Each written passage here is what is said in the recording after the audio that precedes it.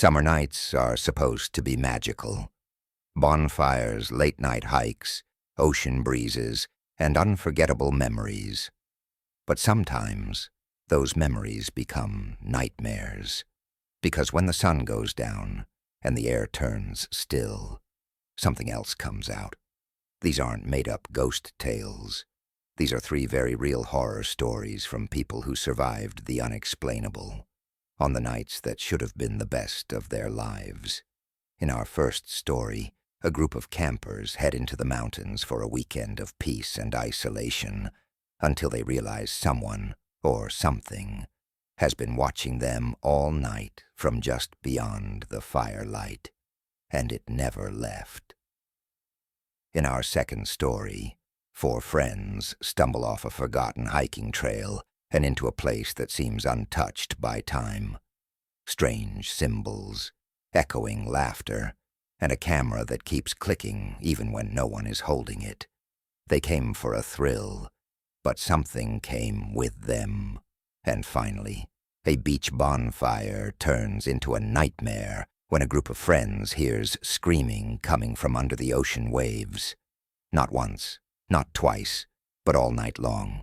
What's crying out from beneath the surf isn't drowning, it's calling. Each story is darker than the last, and each one leads to an ending you won't see coming. So turn off the lights, put your phone on silent, and whatever you do, don't skip a second, because summer might be warm, but nightfall hides something cold. Let's begin. Story 1. The Camper Who Never Left. I found the first post late at night. It was on one of those niche forums where people trade camping stories, half ghost tales, half survival horror. A user named Fogwalker had posted a thread titled, "He watched our fire from the woods all night. We just didn't know until morning." It was gripping, terrifying, and too detailed to be fake. What got me was the timestamp. It was posted 3 days ago, from the exact mountain range I was already planning to visit. My friends thought I was joking when I read it aloud. "Come on, man, don't bring creepypasta energy to the trip," Cam said, loading the cooler. "Yeah, that's how you end up murdered by Bigfoot," joked Renee. But something about that thread stuck with me. The photos, the panic, the final update just stopped mid-sentence. Still we went, 4 of us. Me, Cam, Renee, and my younger cousin, Nate. I didn't mention that I'd DM'd Fogwalker and got no reply. We reached the site around dusk, a high-altitude spot with a fire ring, surrounded by heavy woods, remote, quiet, too quiet. We got the tents up, lit a fire, roasted marshmallows, and told dumb stories until the forest swallowed our words. That's when the mood changed. Around midnight, the fire started flickering oddly, not from wind, but like something was moving around us. Shadows didn't match, sounds didn't match. Then Renee froze, mid-laugh. "Did any of you see that?" We followed her gaze. Beyond the firelight, in the thinnest gap between the trees, a shape stood still. Not a bear, not an animal. Too tall, too narrow. It didn't move, but it wasn't gone. Cam grabbed the flashlight, shined it. Nothing. "Probably just a tree," he muttered, clearly shaken. We all tried to laugh it off, but that night, none of us slept. We heard slow footsteps circling the tents, never fast, never stopping, just pacing the perimeter like someone measuring our reactions. The next morning, the horror became undeniable. There were shoe prints, bare feet, human, circling each tent. Renee's boots were gone. Nate's backpack was slashed open and everything dumped out. But the worst part? Next to our fire ring was a crudely drawn stick figure in the dirt. Long legs, no eyes, arms stretched unnaturally wide. And underneath, scrawled in the ash, "I never left." We stared at that stick figure in silence. No one spoke. Not even Cam, who always had a sarcastic comment on hand. Nate was visibly shaking. Renee had gone pale. I think we all knew the same thing deep down. We weren't alone last night, and whoever was out there had been close. Too close. We tried to come up with rational explanations. Maybe another hiker, a prank, a drifter, but we hadn't seen another soul for miles. The road was an hour's drive back down. No other campsites nearby, no parked cars, no footprints leading to or away from the fire, just circles, dozens of them. We packed everything, no breakfast, no water, just throw it all in the car and get out. Except when we reached the dirt road, Cam hit the brakes. This isn't right. The road we came in on, it was gone. In its place was thick brush and trees that hadn't been cut or driven through in years. Nate started hyperventilating. No, this is the way. I remember that boulder, the bend. What the hell is this? I opened GPS. No signal, no map, just a blank screen. We were stuck. That's when Cam got the idea. I marked our arrival point yesterday on my hiking app.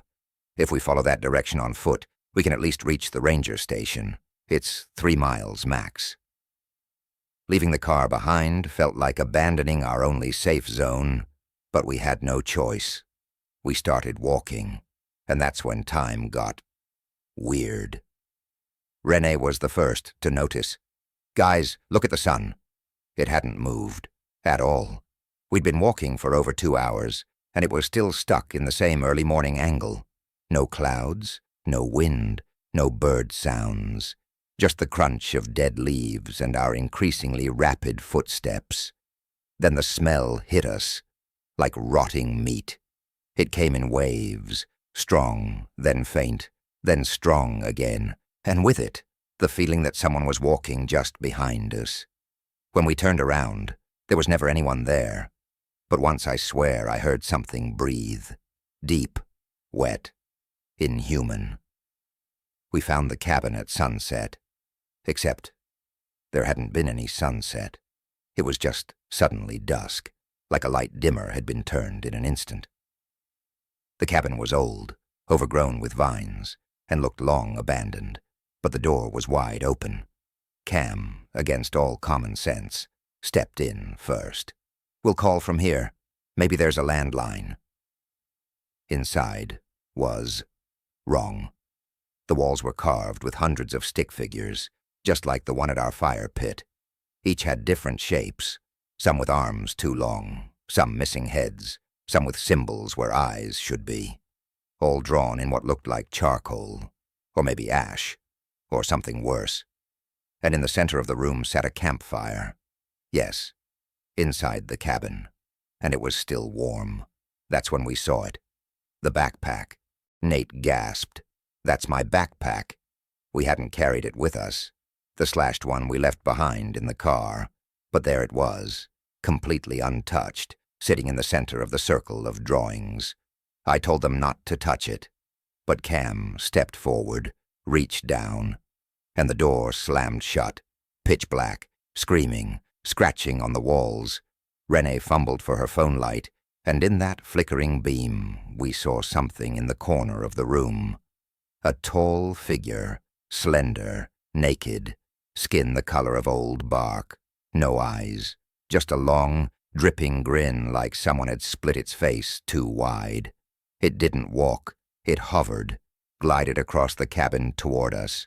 We broke the window, climbed out, ran into the woods without looking back. I don't remember how we made it back to the car, but when we reached it, the road was there again. The sun was back. The smell was gone. We didn't talk on the drive home. But here's the part I didn't tell anyone. When I finally got signal, I checked the Fogwalker account again.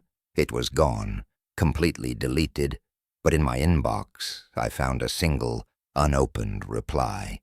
It had only one sentence. "I saw you last night. You looked right at me. I never posted again, but I still read the stories, and sometimes, late at night, I swear I see a figure standing in the corner of my room, just outside the reach of the light, watching, smiling and waiting. Story 2, Dead End Trail. Some stories aren't meant to be told, but I'm telling you mine because I need someone, anyone, to believe me.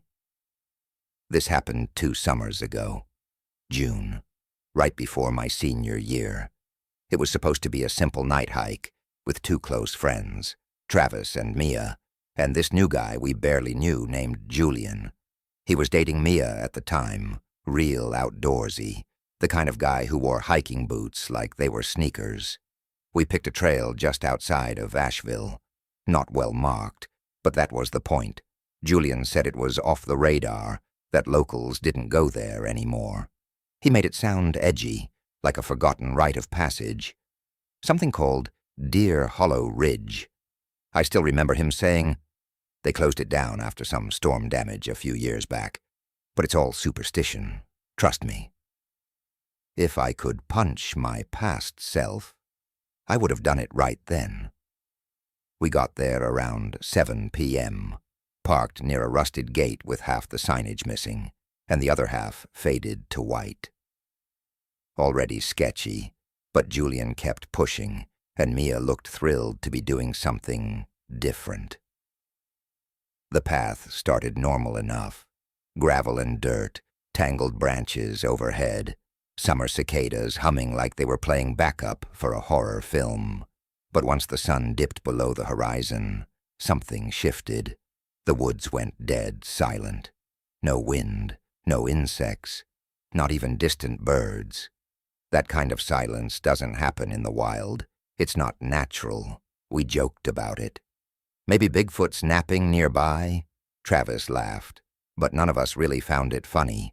Even Julian stopped smirking. The weird stuff started just after we crossed an old wooden bridge over a creek that had mostly dried up. There was a second path we hadn't seen on the map. Narrow, overgrown, no signs, no footprints. Julian got excited. "That's the old access trail," he said. "Probably leads to the original campsite." I wanted to say no. Every bone in my body was buzzing with unease. But I didn't want to look like the coward. So we followed him. Bad decision. About 15 minutes in, we came across something that didn't make sense. A mailbox, just sitting on a crooked post next to the trail. No house, no clearing, just forest. Travis opened it, empty. We all stood there awkwardly for a moment, then kept walking. Another 10 minutes. That's when we saw the shoes. A pair of red sneakers placed neatly in the center of the trail. Small, like a child's. Not muddy, not weather-worn, clean, new. Maya whispered, "Why would they be out here?" No one answered, but Julian pushed ahead. At that point, it felt like we weren't hiking anymore. We were chasing something, or being lured. A few yards later, we found a rope tied between 2 trees, like a clothesline. And on it, clothes, baby clothes, dresses, onesies, socks, all gently swaying in the breeze we didn't feel. That's when I stopped walking. "This isn't normal," I said. "We need to go back, now." Julian hesitated, Travis too, but Mia nodded, and when we turned around, the trail was gone. I don't mean it was overgrown. I mean it was gone. Where the path should have been, there were trees. Thick, twisted trees that looked ancient, like they had always been there, like we had never walked through them. We were trapped.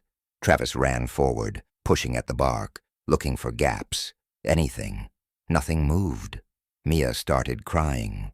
Julian. He looked different, pale, drenched in sweat. "Okay," he said. "Let's just stay calm. Let's—" That's when we heard the click, like an old Polaroid camera. We all froze. From behind a tree, about 20 feet away, a flash. Then another click, and another. Closer now. There was no one there, but we could hear it. Something moving just beyond our sight line. Breathing. Slow. Wet. Then Julian screamed. Not a yell, a scream. Raw and primal. We turned. He was gone. No sound of struggle, no footsteps, no rustling, just gone. We searched for hours, until the moon vanished behind the trees, and the dark got so thick you couldn't see your hand in front of your face. At some point, we passed the mailbox again, only this time, it wasn't empty. Inside was a photo, a Polaroid, of Julian, standing in the middle of the trail, staring at us. Except, he wasn't facing us when he disappeared, but in the photo, he was, smiling. I wanted to burn that photo. I wanted to rip it into pieces and leave it behind like it would break the curse. But I didn't, because deep down, some part of me knew it was proof. Of what? I still don't fully understand. Mia was trembling. Travis couldn't stop muttering, "We're dreaming. We're just dreaming." But we weren't. The dirt beneath my feet was real. The Polaroid ink smeared when I touched it. Whatever was happening, it was real. We started walking again. No path, no destination. Just forward, hoping we'd loop back to anything familiar. But the forest, it kept changing. The trees weren't right.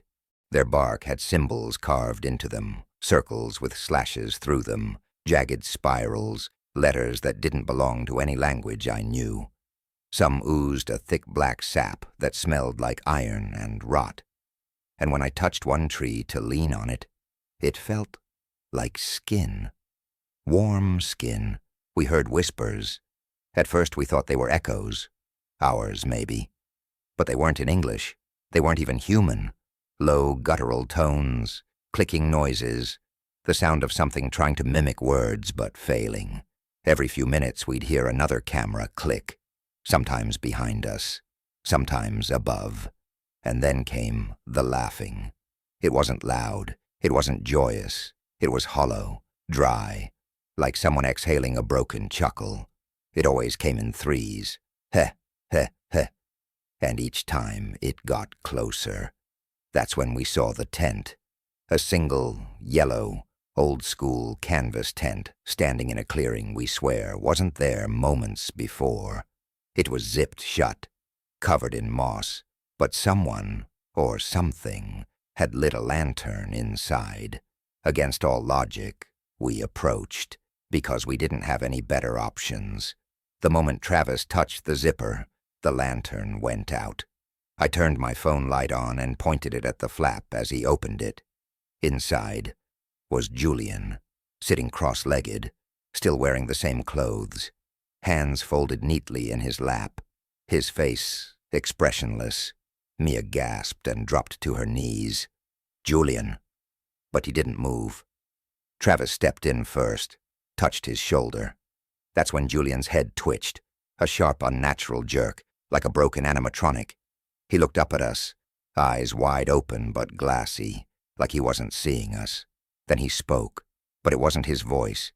"You found the trail that ends." Travis stepped back. "Julian, what are you talking about?" Julian's head twitched again. "It's watching you now." And then his jaw unhinged.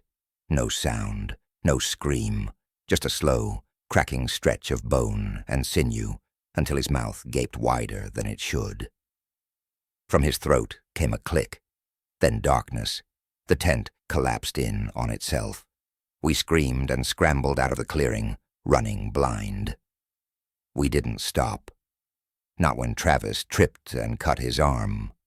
Not when Mia lost a shoe. Not even when we heard something chasing us. Long steps, branches snapping above us like it was leaping through the trees. Eventually we hit a chain-link fence.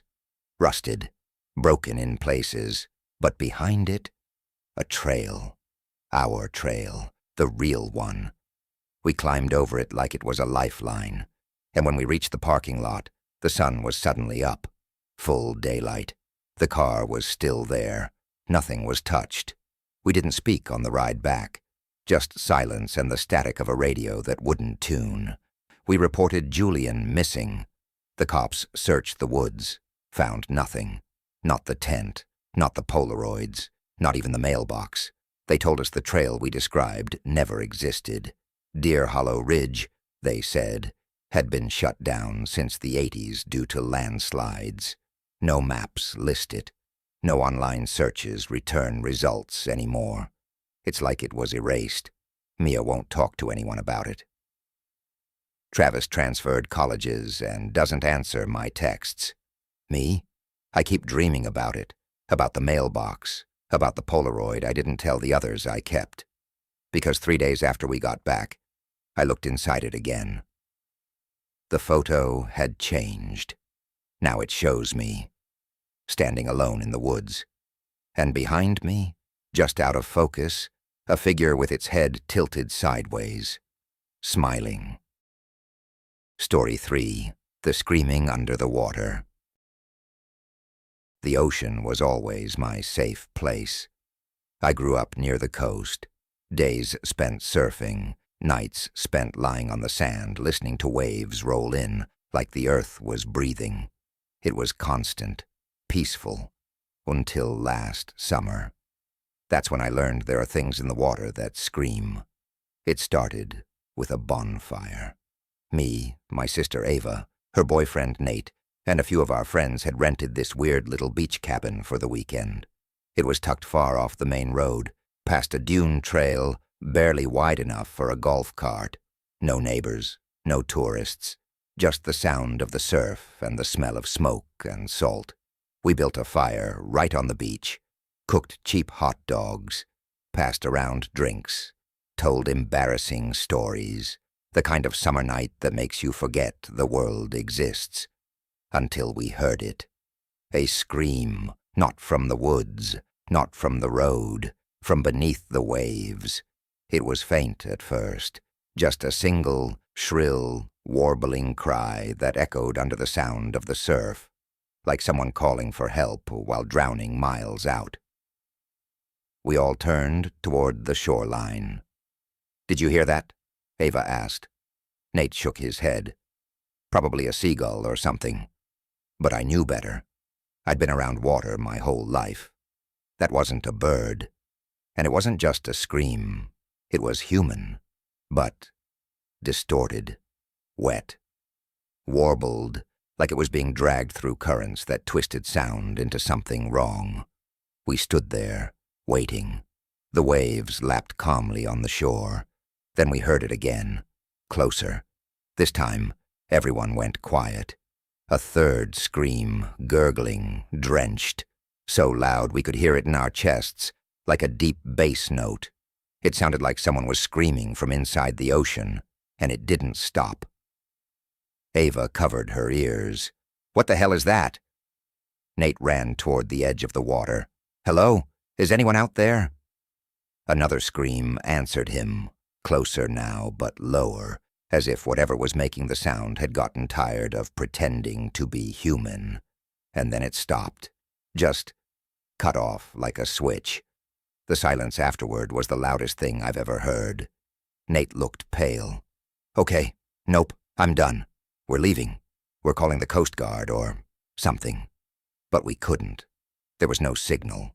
Not in the cabin, not on the beach, not even up the dune trail. So we locked the doors, closed the windows, and tried to convince ourselves it had just been the wind. But it wasn't. Because at 3:12 a.m., the screaming started again, right outside the cabin. Not from the water this time, but from the porch. We didn't see anyone through the peephole, but something was moving out there. We heard wet footsteps pacing back and forth on the wood. Squish, squish, squish, and the screaming never stopped. Sometimes it got louder. Sometimes it sounded like it was inside the walls. Other times it got softer and more sad, like someone slowly being pulled under. Then came the knocking, not on the door, on the windows, slow, rhythmic, like a pattern. Tap, tap, tap, pause, tap, tap, tap. Nate grabbed a kitchen knife. Ava was shaking. I was just frozen. Then all the windows shattered. At the same time, glass exploded inward like pressure had built up from the outside, like something had been holding its breath against the house, and finally exhaled. The lights went out. Ava screamed, and then we heard a new sound from down the hallway, where there shouldn't have been water. We heard something dripping. I stepped out of the kitchen, phone flashlight shaking in my hand. The hallway floor was soaked, seaweed scattered in clumps, sand tracked like footprints, and there, at the far end of the hallway, something crawled out of the bathroom. At first, I thought it was a person, soaking wet, pale, long hair hanging like drowned seaweed. But then it moved wrong. It didn't walk. It pulled itself, joint by joint, across the hardwood like it had never used legs before. Its mouth was open, not screaming, not breathing, just open, like it was still trying to let something out.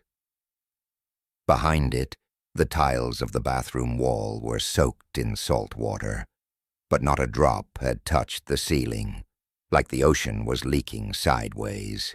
We ran, barefoot across the dunes, cutting our feet on sea oats and shells. We didn't stop until we hit the old lifeguard tower 2 miles down the shore. From the top, we looked back at the cabin, and what we saw made no sense.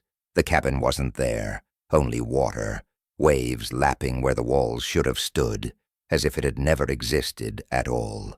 And then a final scream from beneath the waves, angrier, closer, gurgling with rage, and coming toward us. We didn't sleep. We stayed up in that broken lifeguard tower until the sky turned pale gray and the sea breeze finally returned. Our legs were covered in sand, our arms shaking from adrenaline. But we were alive, for now. And the cabin? Gone. No ruins, no fire pit, no porch. Just waves rolling over empty shoreline like nothing had ever been built there. When we walked back the next morning, we expected to find at least something. Nails in the sand, burned logs, a leftover flip-flop. But there was nothing. No tire tracks, no footprints, no sign we had ever been there. Even weirder, our car was still parked up the trail, untouched, still full of our bags. It was like the cabin had been some kind of temporary door, a place that wasn't supposed to exist. We didn't talk on the drive back. We just listened to the radio, though none of us remember what was playing. Ava stared out the window the whole way, and Nate wouldn't let go of the steering wheel. I kept looking in the rearview mirror, expecting to see something, a pale shape standing in the road, a reflection that wasn't ours. But there was nothing. That should have been the end of it. It wasn't. 3 nights later, Ava woke me up around 2 a.m. She was standing at the foot of my bed, barefoot, soaked. "Do you hear it?" she whispered. I sat up, heart racing. "Ava, you're wet. What?" Then I heard it too, a scream, faint, like it was being filtered through water. I rushed to the window. We live miles from the coast, but I swear to you, the trees were swaying as if to ocean wind. And on the sidewalk below was seaweed, fresh, still dripping. The next morning, Ava couldn't remember any of it. Her clothes were dry in her room, no puddles, no footprints. But I remembered, and so did Nate. He called me the next day, said he'd started hearing water dripping in his bathroom, even though the faucet was dry. He unplugged the sink, resealed the pipes. Still, it came. Then came the scream. He moved inland a week later, 4 hours from the ocean, but it followed him. He says it doesn't come every night, just when he's alone, just when he lets his guard down, just when he thinks it's over, and always the same message. A gurgled, distorted scream that ends with a single whisper. "You heard me." That was a year ago. I haven't been near the water since. No pools, no baths. I shower quick, never turn my back to the drain. I keep my windows shut, even in summer, and I don't stay up past midnight anymore. But some nights, like tonight, I hear the pipes hum, and when I close my eyes, I swear I'm back on that beach. The fire is dying, the ocean is calm, and the screaming is getting closer again.